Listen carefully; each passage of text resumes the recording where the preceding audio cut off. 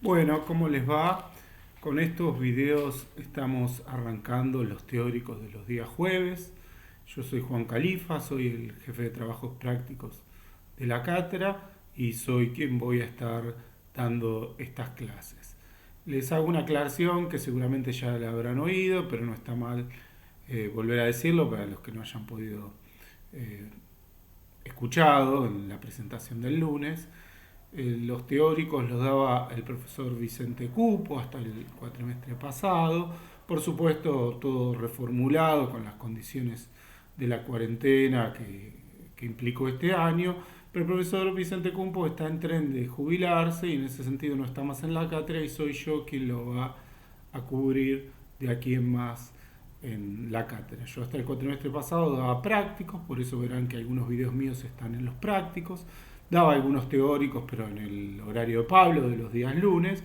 Y ahora estoy arrancando los días jueves con un programa nuevo. Entonces, lo que ustedes tienen hasta aquí, si tienen materiales, no les sirve. Igual, como saben, nuestro programa tiene los links donde ustedes pueden encontrar los textos correspondientes. Eso está todo actualizado. Y en ese sentido, constituye un programa nuevo. Bueno, hecha esta aclaración y esta presentación, hoy vamos a arrancar con la unidad 1, que es relativa a revolución industrial. Como ustedes se habrán dado cuenta, esto coincide con lo que ven en la unidad 1 de teóricos y de prácticos. Becker y Landes también hablan de la revolución industrial, pero el objetivo, como lo enuncia el programa de esta otra unidad, es ver la revolución industrial desde otro lugar. ¿Cómo se ha visto la revolución industrial de un modo clásica y cómo la ven Becker y Landes? Bueno, poniendo en el centro de ese proceso que arranca a fines del siglo XVIII, que los autores suelen situar en 1780, donde según muchos estudios, bueno, eso como veremos está en debate, se registra un crecimiento de tipo vertical en los números, es decir, un ascenso económico que ya no tendrá fin y que marcará una era nueva, y esa revolución industrial tiene en el centro a un producto que es el algodón. Los tejidos del algodón son centrales. Bueno, Becker precisamente elabora una historia del algodón y Landes, en La riqueza y la pobreza de la nación, los capítulos que tienen para leer, pone en el centro a ese producto de la revolución industrial. Landes, de hecho, tiene un libro anterior, que es su libro más conocido, que es algo así como, podríamos traducirlo como Prometeo sin cadenas, ¿sí? Donde pone en el centro el algodón y en el marco de la revolución industrial.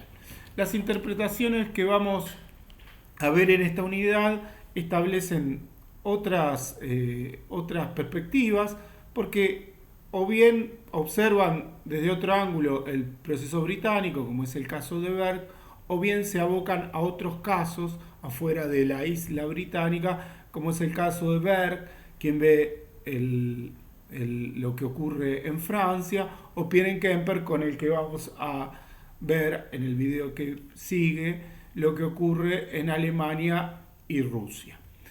Hoy nos vamos a abocar entonces a los textos de Berg y de Kemp. Ambos autores son autores ingleses, ¿sí? Kemp nació en 1920, Berg, Maximilian Berg, que es una mujer, nació en 1950. Kemp está muerto y Berg sigue viva. Los dos se graduaron en universidades importantes de sus países. Berg se doctoró en Oxford y Kemp se graduó de la Universidad de Londres. Y los dos dieron clases en universidades más bien pequeñas en Gran Bretaña. Kemp incluso estuvo casado por una francesa, porque bueno, en la guerra estuvo con el ejército en Francia, se terminó casando con una francesa y de allí muchos dicen su preocupación por lo que ocurre en Francia, sobre el país sobre el que ha escrito bastante.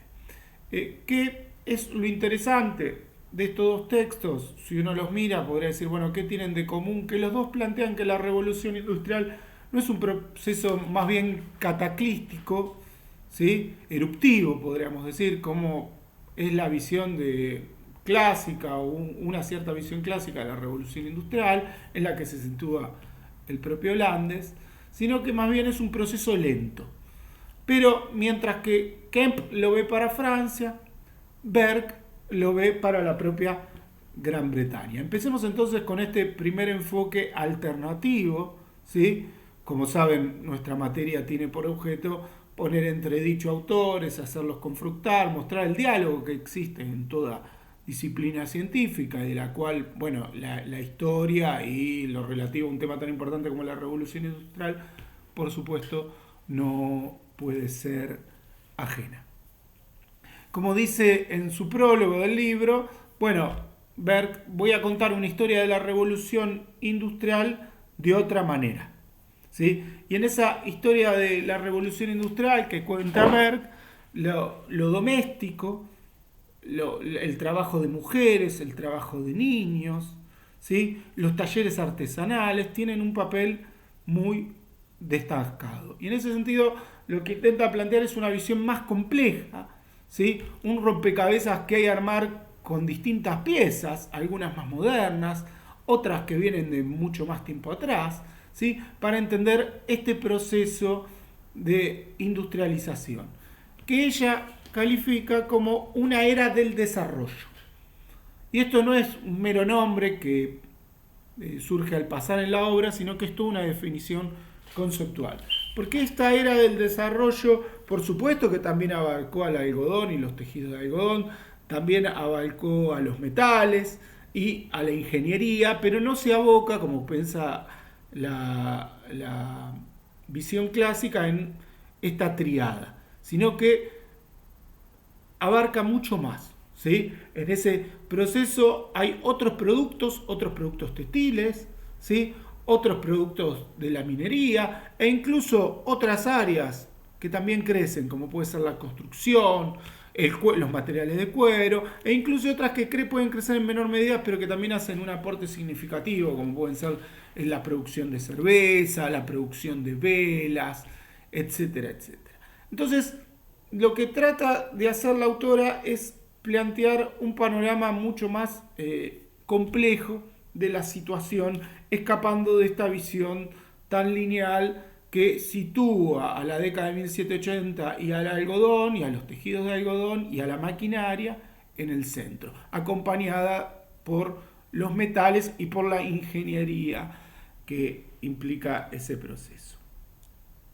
Entonces, la revolución industrial, confrontando la visión de Landes y volviendo a traer a escena a otra visión que se había dejado atrás en la interpretación, es una revolución, dice la autora, más bien a marcha lenta. ¿Sí? Es una revolución a marcha lenta donde, como decíamos, el algodón no es central y donde hay una persistencia de formas de organización y técnica de trabajo que se creían superadas. Por el contrario, se combinan con esta otra. Por eso, esa visión de la industrialización es una visión de tipo irregular. Es decir, no hay una linealidad, como les decía antes, ascendente, sino que hay una irregularidad donde se van a combinar modos muy distintos. Tal es así que la industria, lo que llamamos la industria moderna, se va a combinar con el taller doméstico, de tipo más bien artesanal. Si nosotros vemos efectivamente lo que pasó en el siglo XIX, ahí hay toda una serie de controversias estadísticas, porque hay algunos datos estadísticos que se tomaban antes con Dean y Cole y después fueron revisados por otras personas, que es Kraft, quienes aminoró esos datos, es decir, esos datos daban un crecimiento mayor que el que efectivamente Kraft observó. No obstante eso, si uno toma eso, observa que efectivamente Gran Bretaña a lo largo del siglo XIX tiene un crecimiento, y que es un crecimiento superior, sobre todo en la primera parte, al que muestra Francia, que era su inmediato perseguidor. E incluso en términos poblacionales, Francia, que venían hasta mediados del siglo XVIII, mano a mano en esa carrera con Gran Bretaña y en cierto modo en la cuestión poblacional aventajándolo, pasa a un segundo plano. Con esto, ¿qué quiere decir la autora? Que aunque fue un crecimiento lento e irregular, fue un crecimiento y por eso hubo un desarrollo que fue efectivo. Esto frente a quién lo dice, bueno, frente a algunas miradas que revisando los datos han puesto en entredicho la existencia de una transformación como la que se describió entre el final del 18 y principio del 19. En esos años, hasta 1820, 1830, se sitúa el libro de Berg. Y por el contrario dice, bueno, aunque fue lento, y fue más lento de lo que se creía, y fue un proceso irregular que combinó modos y formas distintas, fue un proceso que efectivamente existió, ¿sí? Puede haber sido modesto, pero fue un inicio de algo que cambió y se dejó atrás, ¿sí? El mundo no sería igual a como era antes. En ese sentido, la autora propone una visión, dice ella, de tipo microeconómica. Es decir, observar los productos de la revolución, o mejor dicho, las áreas de producción específicas, ¿sí?, para ver los cambios en concreto. Una primera cuestión que es importante. Ella dice que en 1780 hay un crecimiento, pero es un crecimiento más lento del que se cree, y hay un momento anterior, que es 1740, donde ese crecimiento en realidad empieza a notarse con más fuerza de acuerdo a estos datos revisados. Y entonces desde ese ángulo empieza a estudiar lo que ocurrió en estas diferentes áreas de producción, ¿sí?, hasta las primeras décadas de 1800, del siglo XIX.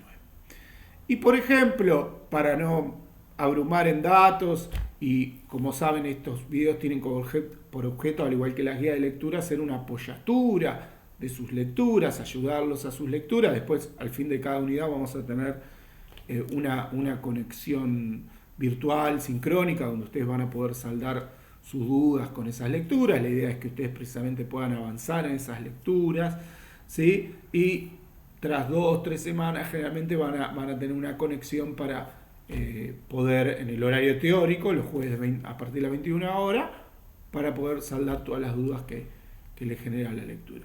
Pero entonces, como les decías, ese análisis microeconómico la va a conducir a ver lo que ocurre en diferentes áreas de la producción. Y por ejemplo, se va a situar en el textil, primariamente porque precisamente el algodón, los tejidos de algodón son el producto arquetípico de una interpretación que ella está cuestionando. ¿Y qué observa? Que en el textil hay productos que se creían superados que siguen teniendo hasta las primeras décadas del siglo XIX una importancia central. Y en ese caso, en un primer lugar, hay que situar a los productos de la lana, que siguen siendo en términos de producción superiores a los del algodón, aunque van quedando rezagados, ¿sí?, pero que no obstante crecen en su producción continuamente y contribuyen a este desarrollo.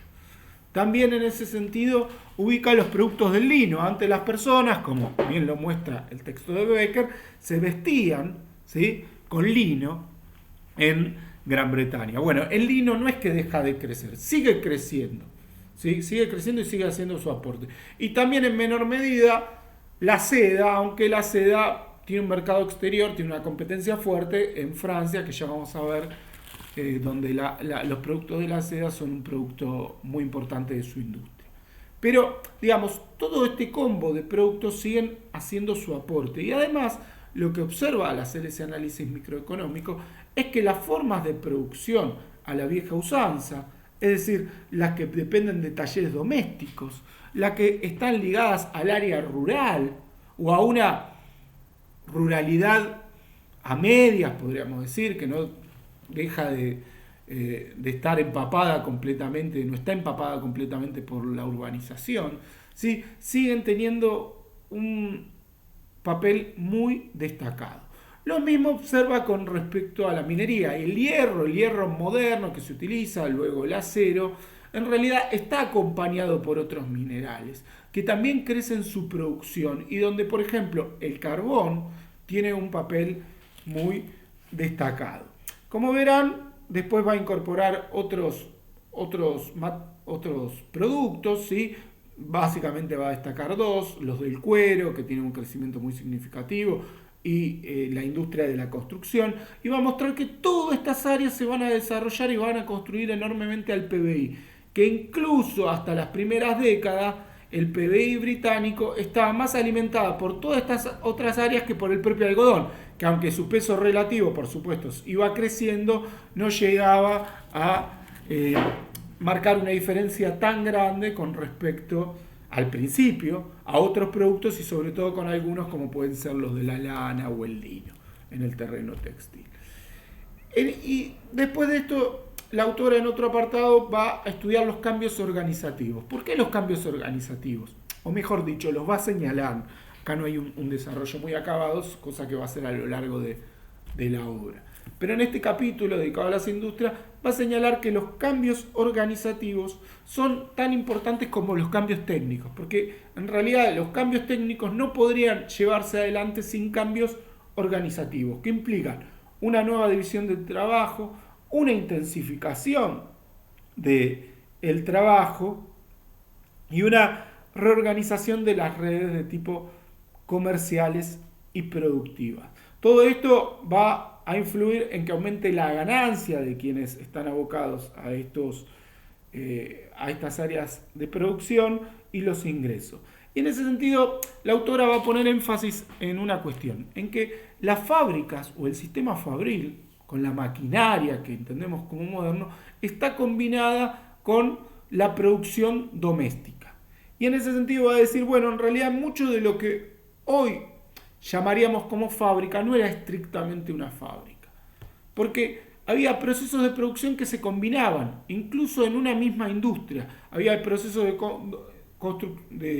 producción, que implicaban una maquinaria. Piensen que las primeras maquinarias eran mucho de madera, después fueron siendo reemplazadas por el acero, pero también donde había en paralelo procesos de producción con viejas técnicas artesanales, ¿sí? Entonces, en ese sentido, también poner un énfasis de que no todo fue la máquina, la modernidad, el vapor, ¿sí? Las máquinas de vapor, sino que también fue una combinación donde el viejo sistema pudo adaptarse en un primer momento y pudo combinarse y pudo reforzar este propio proceso. Y finalmente la autora va a señalar dos cuestiones que creo que es importante tener en cuenta. En relación a la agricultura, dice, bueno, la agricultura también supone cambios importantes, no es una agricultura a la vieja usanza, hay cambios de productividad importantes. Recién en 1870, mucho más adelante, la agricultura va a pasar a un segundo plano. Antes la agricultura es una agricultura que es importante. Es verdad que empleaba cada vez menos gente, que había más gente volcada a la industria, muchos trabajadores volcados a la industria, pero esto era precisamente porque había aumentado su productividad y necesitaba menos trabajadores. Entonces muchos de estos trabajadores podían volcarse a la industria. ¿Cuál fue el destino de esos trabajadores? Bueno, obviamente la industria, pero ¿pudieron participar de los beneficios? No. La autora en eso primero lo plantea como una incógnita y al final, en el último párrafo del texto, si lo leen con atención, vas a ver que es contundente. Dice, bueno, en realidad no pudieron participar de esos beneficios, ¿sí? Fueron precisamente los que tuvieron que hacer el trabajo duro para que otros realicen esta acumulación de capital. Pero como observarán a lo largo del texto, sin duda siempre leer un texto es mejor que a uno se lo cuenten, ¿sí? O se lo explican de este modo, pero como podrán observar, presenta en su conjunto una visión alternativa que, como decíamos, se escapa de esta idea de que en 1780, ¿sí? El algodón implicó un proceso absolutamente disruptivo que estuvo motivado prácticamente exclusivamente o centralmente por él, ¿sí? Donde la máquina ocupa un lugar y donde incluso de acuerdo a algunas visiones los trabajadores se vieron beneficiados aumentando los niveles de vida popular. Sobre eso hay un gran debate. Thompson es alguien que plantea ese debate, pero la autora acompaña esa visión de Thompson de que los trabajadores no se vieron beneficiados en lo absoluto por este proceso industrial. El texto de Kem, por el contrario, es un texto abocado a otra región que es Francia. Francia, como habíamos visto, a mediados del siglo XIX tenía índices, ¿sí?, en 1750 que eran prometedores y que no estaban alejados de los índices británicos, sino que iban a la cabeza. Ahora bien, como sabemos, la revolución industrial se registró o este proceso de desarrollo se registró en una isla, en Gran Bretaña, y no se registró en el continente y no se registró en Francia.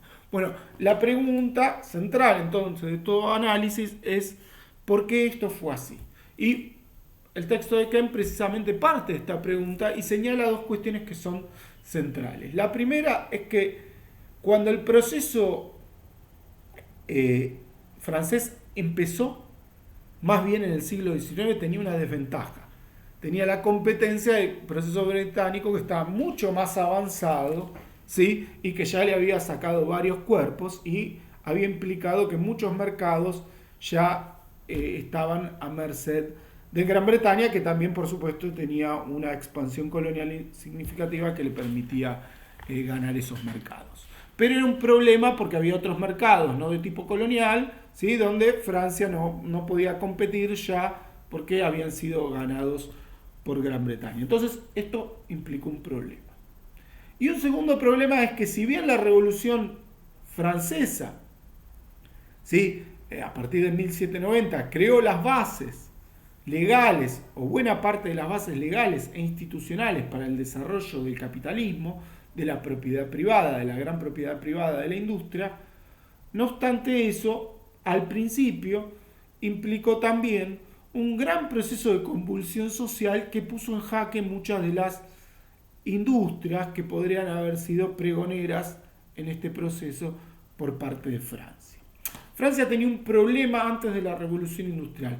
No tenía una legalidad acorde, es decir, había una discordancia institucional, como dice el autor, en relación a el desarrollo capitalista y comparado con el caso británico. Ustedes verán que en el texto de Landes la cuestión institucional es sumamente importante y bueno, eso a Gran Bretaña, según Landes, le dio una ventaja y de acuerdo a la interpretación de Kem, antes de la revolución le daba una clara desventaja. ¿Por qué? Porque la clase nobiliaria buscaba ingresos y no producción. Y esos ingresos estaban ligados a la tierra. Estaban ligados a exacciones que hacía sobre el campesinado. Es decir, le cobraba impuestos a los campesinos, ¿sí?, quienes estaban más ligados a la tierra que en Gran Bretaña, porque las relaciones de tipo comunal eran más fuertes en Francia que en Gran Bretaña y por eso no hubo un proceso de migración como hubo en Gran Bretaña, ¿sí?, del campo a la ciudad, como ha descrito entre otros autores Marx en el célebre capítulo 24 del Capital. Entonces, las relaciones de tipo comunales, campesinas, eran más fuertes y estaban ligados a esta nobleza que se enriquecía, vivía su gran vida en base a extraerle la riqueza, parte de la riqueza que producía este campesinado, y de ese modo favorecía sus ingresos. Por supuesto que la Revolución Francesa en 1789, proceso que vamos a ver con detalle en la unidad siguiente, puso en jaque, puso patas para arriba toda esta situación. La nobleza perdió esas potestades que tenía, tuvo que empezar a pagar impuestos, perdió buena parte de las tierras, la iglesia ligada a ese proceso perdió buena parte de sus tierras, perdió sus tierras y esas tierras pasaron a ser tierras comerciales, pero el problema es que si bien esto va a cambiar y eso va a favorecer a largo plazo, en el corto plazo también la Revolución Francesa, como decíamos, instaló enormes convulsiones sociales. Por ejemplo, un gran negocio era el negocio que pasaba por los puertos y ese negocio se va a poner en jaque, ¿sí?, y esos puertos van a entrar en cierta decadencia a lo largo de estos años en el marco de un proceso que le implicó a Francia batallar con muchas naciones, ¿sí?, entre ellas con los propios ingleses. Entonces, ese proceso va a estar puesto en jaque y a Francia hasta 1820 en adelante le va a costar arrancar, le va a costar volver a tener los niveles, ¿sí?, de crecimiento que tenía previamente a la Revolución Francesa. Por supuesto que cuando lo haga lo va a hacer sobre bases absolutamente diferentes.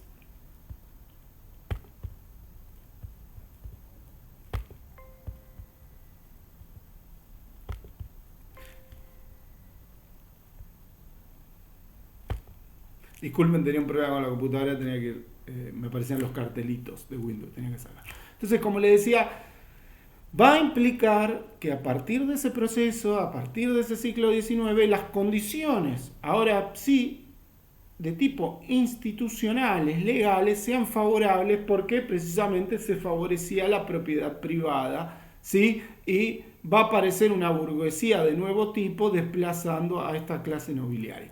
No obstante, ese proceso va a estar absolutamente enredado y no va a dejar de perder los lazos que lo unían con el proceso anterior. Porque la tierra va a seguir siendo uno de los negocios importantes, ¿sí? Y la industria muy lentamente va a empezar a crecer. Recién en 1830, cuando, bueno, en Francia hay un nuevo régimen político que se erige, que desplaza al que se había construido tras la era de Napoleón. Recordemos un poco el ciclo. En 1789 la Revolución Francesa, ese proceso dura 10 años, lleva a la República se cancela, sube Napoleón a principios del siglo XIX inaugura el primer imperio. A mediados de 1810 Napoleón cae, vuelven los Borbones, Luis XVIII, un pariente de Luis XVI, quien había sido guillotinado en 1793, ocupa el poder. Después viene Carlos X, en 1830 hay un golpe contra los Borbones y aparece una rama menor, el duque de Orleans, dominando la situación, pero esta vez desplazando definitivamente al sector noble, a la nobleza, a la vieja usanza, y poniendo en el centro al capital industrial, a la gran industria y a los bancos. Entonces, a partir de 1830 se observa un crecimiento de la industria, ¿sí?, la aparición de los bancos, que era otro factor importante para acompañar este proceso, porque los bancos son los que apalancan la inversión, ¿sí?, y pueden volcar dinero suficiente. Entonces, a partir de 1830, consolidándose, dice el autor, en la década siguiente, en 1840, se observa así un proceso industrial significativo. Ustedes, cuando avancen en la materia, en los prácticos, van a ver que precisamente en 1830, Sigo, el autor que tienen que leer en los prácticos, es quien observa en 1830 la conformación de la clase obrera francesa. Bueno, no nos metamos en eso porque es otro cantar, pero efectivamente a partir del siglo XIX, entonces 1830, 1840, Francia empieza a desarrollarse y ese proceso definitivamente ocurre en 1870. ¿Qué nos estaría marcando todo esto? Bueno, nos estaría marcando que en Francia no hubo un despegue, un gran despegue, un take-off, como se dice. Berg cuestionaba esto para Gran Bretaña, ¿sí? Pero esta era la visión clásica, por cierto, para Gran Bretaña, y en Francia no se puede hablar de ningún modo de un gran despegue, sino, al igual que lo hace Berg, de un proceso que es lento, pero, digámoslo, mucho más lento todavía que el proceso británico. Y además es un proceso que es importante entender una cuestión, donde la industria, dada la competencia británica y su carencia de mercados exportadores al que pueda derivar sus productos, se va a abocar a productos alternativos en muchos casos. Por ejemplo, un producto importante que ya venía de tiempo atrás eran los derivados de la seda. Como sabe, la corte francesa era un ejemplo de las cortes en toda Europa. En ese sentido, sus modales, como ocurría con los zares en Rusia, eran modales derivados de las cortes francesas, y también todos sus atuendos, sus vestimentas, derivaban de emular lo que ocurría en Francia. En ese sentido, la seda, que era un producto de élite de las cortes, era un producto que se podía exportar y que constituye una industria importante. al igual que pueden ser otros productos en Francia crecientemente como el vino. Ahora bien, no eran productos de carácter masivo, como lo sería el algodón en Gran Bretaña a lo largo del siglo XIX, sino que eran productos dedicados a las élites, a sectores más minoritarios, y eso acotaba esa expansión. Como digo siempre, todos los procesos de desarrollo se hacen en base a vender cosas masivamente, no pequeñas cosas. Ustedes piensen en esto, en los celulares. Los celulares es algo que tiene todo el mundo. Uno ve un cartonero revolviendo en un cesto de basura y ve que tiene un celular. Bueno, esa es la potencia del capitalismo, hacer que esto lo puedan tener todos. Si esto solo lo podría tener una élite, no implicaría un boom y no podría implicar un cambio de las características del que estamos viviendo. Bueno, efectivamente, lo mismo ha pasado con los productos del tejido de algodón a lo largo del siglo XIX. ¿Sí? Los productos de la seda dedicados a una élite no podían, entonces, poner a Francia en un tren de desarrollo mayor. Entonces, es un proceso de industrialización lento, que existe, efectivamente, que implica un desarrollo que se observa, pero que es muy lento y que implica ir quedando atrás en relación a la competencia. En primer lugar, la competencia británica, pero también, avanzado el siglo XIX, la competencia de otras dos naciones, como son Alemania, que a partir de 1850 empieza un desarrollo que la va a ir colocando como la principal potencia industrial del continente europeo, incluso después de toda Europa, ¿sí? Y de Estados Unidos, que se empieza a desarrollar.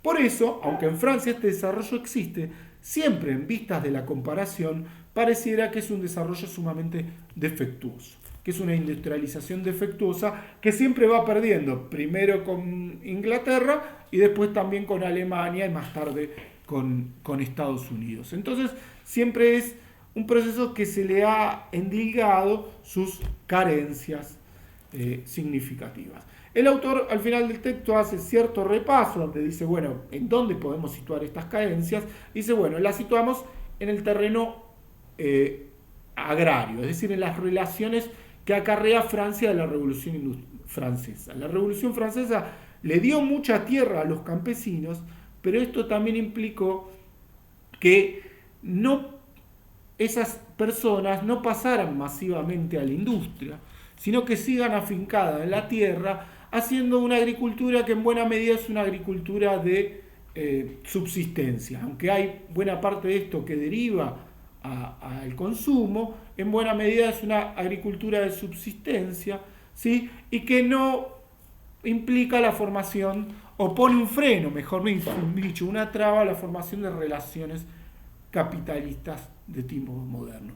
Y a su vez, visto del ángulo no de los campesinos, ¿sí? Más o menos pobres, sino desde los más adinerados, también el proceso de desarrollo implicó que inmovilizaran buena parte de su capital en el campo, porque siguió siendo la ruralidad un área de negocios, ¿sí? En desmedro de la industria, que implicó inversiones, pero que esas inversiones siempre tuvieron un sesgo de cautela. Incluso los bancos que empezaron a desarrollarse, en comparación con los bancos británicos, sus inversiones fueron mucho más acotadas. Entonces, esta ha sido la característica del proceso francés, y precisamente vamos a ver otros dos casos, el de Alemania que mencionamos y el de Rusia, que viene mucho más atrás, por cierto, en su industrialización que las otras naciones. Vamos a verlos en el video siguiente, pero lo interesante para hacer una síntesis de esta unidad es mostrar que hay visiones alternativas, que incluso para la propia Gran Bretaña se puede establecer una interpretación alternativa, no tan eruptiva, sino más bien de largo plazo, más lenta, y que para la propia Francia el modelo británico no se puede desarrollar. ¿Por qué digo esto? Porque muchas veces se ha señalado que habría que emular tal o cual modelo de desarrollo para poder alcanzar precisamente esa industrialización. Y precisamente lo que el autor muestra es que en aras de que ya existía un desarrollo como el de Gran Bretaña, Francia no podía desarrollarse igual. Y además porque las condiciones de Francia eran distintas. Si bien la legalidad y la institucionalidad a favor del capital después de la Revolución Francesa y a lo largo de todo el siglo XIX ya podía ser favorable, sin embargo había barreras sociales, ¿sí? Como el reparto de la tierra entre los campesinos, ¿sí? Que le ponían un freno, le ponían un coto al desarrollo del capitalismo en Francia. ¿Sí? Piensen que hasta el día de hoy el peso que tiene la agricultura y el productor en Francia es enorme. Hasta el día de hoy Francia discute este problema. ¿Sí? Por ejemplo, Argentina no puede exportar masivamente sus productos a Francia porque este productor, ¿sí? Este pequeño productor, presiona a su Estado para que esos productos no entren, porque, bueno, obviamente en muchas áreas podría implicar su disolución. Entonces, es algo que traba el proceso, dice el autor, del gran desarrollo capitalista. Bueno, si les parece, dejamos acá. Vamos a tener el video de Pierre Kemper la semana siguiente, ¿sí? Con estos dos casos. Les propongo que empiezan a leer los textos y después de Pierre Kemper a la semana siguiente vamos a tener nuestra primera conexión sincrónica para hablar de los problemas derivados de esta unidad. Bueno, les dejo un saludo, espero que haya sido provechoso y sigan estudiando.